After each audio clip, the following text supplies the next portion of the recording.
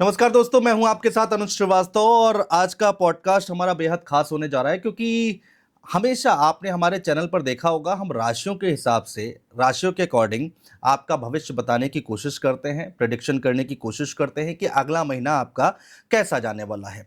लेकिन आज हमने एक नई तस्वीर पेश करने की कोशिश की है जिसमें हम राशियों के बारे में बताएंगे, लेकिन टैरो कार्ड से। जी हाँ, टैरो कार्ड रीडिंग से हम आपके बारे में बताने जा रहे हैं कि सितंबर का महीना आपके लिए कैसा जाने वाला है। हमारे साथ इस पर बातचीत करने के लिए, आपको बताने के लिए, आपको गाइड करने के लिए डॉक्टर मंजू गुप्ता मौजूद हैं। डॉक्टर मंजू गुप्ता जी, बहुत स्वागत है आपका। और पहले तो बहुत थैंक यू, आपने समय निकाला, हमारे स्टूडियो आई।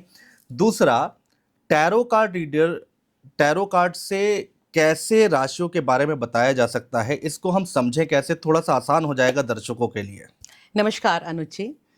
सबसे पहले मैं तो आपको बहुत बहुत धन्यवाद देना चाहूँगी कि आपने एक विभिन्न माध्यम से, जी। एक डिफरेंट माध्यम से दर्शकों को बताया है कि हम किस तरह से राशियों का प्रेडिक्शन कर सकते हैं टैरो कार्ड के जी। माध्यम से। क्योंकि आज तक सभी यही सोचते आए हैं कि अगर हमें प्रेडिक्शन लेना है, गाइडेंस लेना है, तो वैदिक के माध्यम से ही लिया जा सकता हाँ। है। लेकिन जो टैरो कार्ड्स होते हैं, टैरो कार्ड्स और वैदिक एस्ट्रोलॉजी में अगर मैं बात करूं कि अंतर क्या है, तो कोई बहुत बड़ा अंतर नहीं है, क्योंकि जो आधारभूत सिद्धांत हैं वो सेम है। जी। हमारे टैरो कार्ड्स में भी राशियां होती हैं। टैरो कार्ड्स के अंदर भी पांचों तत्वों का समावेश होता है। टैरो कार्ड्स में अंक विज्ञान का समावेश होता है। और टैरो कार्ड्स के माध्यम से हम विभिन्न राशि के लोगों की एनर्जीज के साथ कनेक्ट करते हैं। और उसके बाद जो टैरो कार्ड रीडर है उसकी इंट्यूशंस डिवाइन के साथ कनेक्ट होती हैं। और तब हम यहाँ बताते हैं कि किस तरह से किसी विशेष जातक के लिए आगे आने वाला समय कैसा है। तो ये जो राशियों के बारे में आप बताएंगी, दो तरह से लोग राशियां अपनी देखते हैं, लग्न से देखते हैं और शायद नाम से देखते हैं, तो ये किसके लिए होगा? ये बहुत सही प्रश्न है, हाँ। क्योंकि अन्यथा लोगों के मन में ये एक भ्रम बना रहता कि ये जो मेष राशि है ये कौन से वाले जातकों के लिए है। तो यहाँ मैं क्लियर कर देती हूँ कि हम जिस भी राशि की बात करेंगे, चाहे वो सनशाइन से हो या वो आप मून साइन से ले रहे हो, दोनों ही स्थिति में वो आपके लिए वर्क करने वाला है। अच्छा। तो आप इस प्रेडिक्शन को बिल्कुल निसंकोच होकर अपने लिए चेक करेंगे, चाहे आप मून साइन को मानते हैं या आप सन साइन को मानते हैं। अच्छा, अब मेरा अगला सवाल ये है कि एक राशि, मान लीजिए किसी की मेष राशि है, तो उनके लिए कौन कौन से वो पॉइंट्स हैं जिनको आप कवर करने वाली हैं?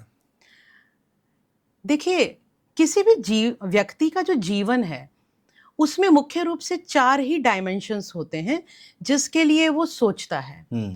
सबसे पहला जो मुख्य डायमेंशन है क्या है? व्यक्ति की हेल्थ, क्योंकि हेल्थ बहुत ज़रूरी है इंसान के लिए। उसके बाद पैसा, हाँ। वेल्थ, धन। अब धन आएगा कैसे? करियर से, यानी चाहे वो नौकरी करता हो या वो बिजनेस करता हो, तो करियर की बात हम यहाँ करने वाले हैं। और फिर ये तीनों चीजें हो लेकिन रिश्तों में वो सौम्यता ना हो, वो प्रेम ना हो, तो फिर जिंदगी का कोई अर्थ ही नहीं रह जाता। बिल्कुल ठीक बात है। तो रिलेशनशिप्स के बारे में जानना तो बहुत ज़रूरी है।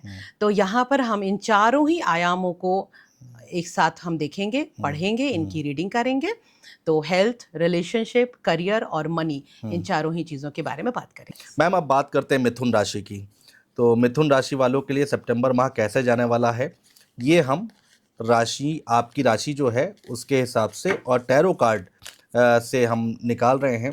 ये डॉक्टर मंजू गुप्ता, जिनके प्रेडिक्शन हमने पहले भी देखा है और पहले भी हमारे चैनल पर आप देख चुके हैं, जिनके जो प्रेडिक्शन हैं वो एकदम सटीक जाते हैं। तो चलिए जल्दी से देखते हैं मिथुन राशि के लिए क्या रहने वाला है, सितंबर का महीना कैसा रहने वाला है।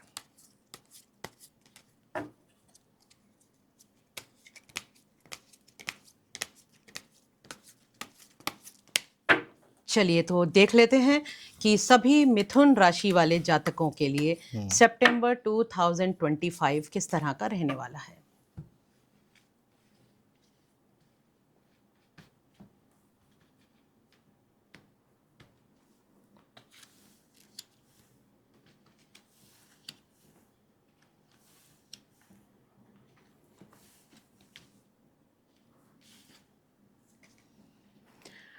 मिथुन राशि वाले जातकों की हेल्थ के लिए जो कार्ड निकल कर आया है, किंग ऑफ स्वॉर्ड्स।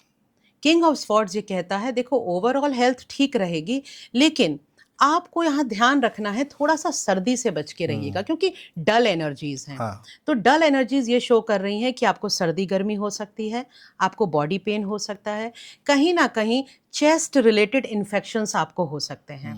तो आपको अपने आप को कोल्ड कफ से बचाना है, चेस्ट रिलेटेड इन्फेक्शन से बचाना है। ओवरऑल कोई खास इशू नहीं है, बस इसी गाइडेंस पर ध्यान देंगे, ओवरऑल आपकी हेल्थ जो है वो स्टेबल रहने वाली है।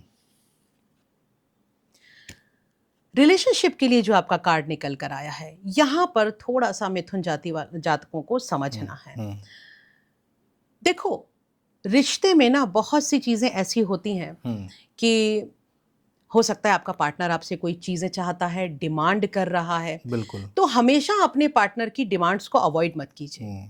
लेकिन आप क्या कर रहे हैं, अपने काम के प्रति, अपने जो आपकी पर्सनल इच्छाएं हैं, पर्सनल काम है, पर्सनल एंगेजमेंट्स हैं, उन सब के प्रति, और कभी कभी क्योंकि आप किंग की एनर्जी में हैं, ये जो मिथुन राशि वाले जातक हैं, ये लोग किंग की एनर्जी में हैं। तो जब आप किंग की एनर्जी में होते हैं तो आपको एक आदत हो जाती है अपने पार्टनर की बातों को अवॉइड करने की, अपने पार्टनर को थोड़ा सा डोमिनेट करने की। तो यहाँ आपको ध्यान रखना है कि इतना भी डोमिनेट ना कीजिए अपने पार्टनर को कि वो भी डबल माइंडेड हो जाए या वो अपने आप को अवॉइड फील करने लगे। तो थोड़ा सा सपोर्ट आपको अपने पार्टनर को करना है। ठीक है। और अगर यहाँ पर रिलेशनशिप्स की बात आ रही है, लव अफेयर की बात आ रही है, तो कुछ स्थितियां ऐसी चल रही हैं आप दोनों में कि आप चाहते हैं कि एक दूसरे के साथ रहें, लेकिन इतने आर्ग्यूमेंट्स, इतनी मेंटली ओवरबर्डन्ड है, इतना डिफरेंस ऑफ ओपिनियन है आप दोनों के बीच में कि आप इस रिश्ते को कंटिन्यू करने के बारे में सोच नहीं पा रहे हैं। तो आपको यहाँ पर ध्यान रखना होगा, कोई भी दो लोग एक सी सोच के नहीं होते हैं। जब आपको किसी रिश्ते में, किसी रिलेशनशिप में एक साथ रहना है तो कहीं ना कहीं अपने पार्टनर को एक्सेप्ट करना जरूरी है। तो ये ध्यान आपके लिए रखना है। इसके बाद बात कर लेते हैं आपके करियर की। करियर में मून कार्ड आ रहा है। मून कार्ड ये बताता है कहीं ना कहीं इस समय प्लैनेट्स आपको सपोर्ट नहीं कर रहे हैं। तो अगर आप जॉब में हैं तो ऑफिस पॉलिटिक्स का शिकार हो सकते हैं। अच्छा। और अगर आप बिजनेस में हैं तो डेफिनेटली कुछ ऐसी सिचुएशंस को आप फॉलो कर रहे हैं, आपके सामने ऐसी सिचुएशंस आ रही हैं कि आपको, अगर आपके जो पार्टनर्स हैं उनके साथ आपकी ईगो क्लैशेस हो सकते हैं, आपके जो एम्प्लॉयज हैं उनके साथ आपके मतभेद हो सकते हैं। तो यहाँ पे आपको ध्यान रखना होगा, as a businessman, if you are a businessman, आपको ईगो छोड़ना है। क्योंकि अगर आप ईगो क्लैशेस में रहेंगे तो बिजनेस अफेक्ट करेगा। आपके सप्लायर्स के साथ प्रॉब्लम हो रही होगी, डीलर्स के साथ प्रॉब्लम हो रही होगी, तो ईगो छोड़ दीजिए। अगर ईगो नहीं छोड़ेंगे तो ये प्रॉब्लम बढ़ती ही चली जाएगी। और आप जॉब कर रहे हैं तो उस कंडीशन में भी आपको ध्यान रखना है, बॉसेस के साथ, टीम लीडर के साथ बहस नहीं करना है। अगर आपने बहस की तो आपकी नौकरी जा सकती है। यहाँ मैं बहुत क्लियर बता रही हूँ कि मिथुन राशि वाले जातकों के लिए सितंबर मंथ आपके करियर की दृष्टि से बहुत अच्छा नहीं है। तो यहाँ पर प्लीज कोई डिसीजन भी मत लेना, ईगो बिल्कुल डाउन कर देना, किसी के साथ आर्ग्यूमेंट में पड़ने की जरूरत नहीं है, किसी के साथ किसी भी तरह का कंपैरिजन करना, झगड़ा करना, ये सब करने की जरूरत नहीं है। बिल्कुल शांत हो जाओ, सितंबर महीना निकलने दो। अदरवाइज आपको लॉसेस ज्यादा हो सकते हैं। आपके फाइनेंसेस के लिए आ रहा है नाइट ऑफ पेंटिकल्स। बिल्कुल। देखिए कार्ड्स कैसे कनेक्ट करते हैं अनुज जी। आपके करियर में प्रॉब्लम है, इसीलिए आपके पैसे में रुकावट है।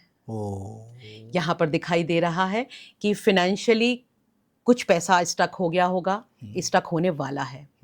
तो आपको यहाँ ध्यान रखना है, गलत जगह पर गलत समय में इन्वेस्ट ना कीजिए। जब आपको पता है कि बिजनेस में, करियर में, नौकरी में प्रॉब्लम्स चल रही हैं, तो प्लीज अननेसेसरी किसी को पैसा मत दीजिएगा, कहीं कोई इन्वेस्टमेंट मत कर दीजिएगा, थोड़ा पैसा बचा के रखिएगा।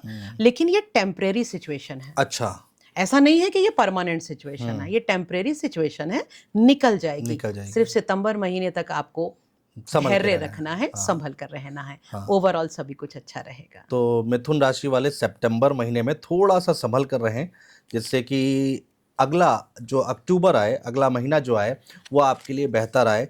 तो इन बातों का ध्यान रखिए और जो गाइडेंस मिल रही हैं उसको ज़रूर फॉलो करें। आपको ज़रूर इससे बहुत ज़्यादा आसानी होगी, बहुत सफलता मिलेगी।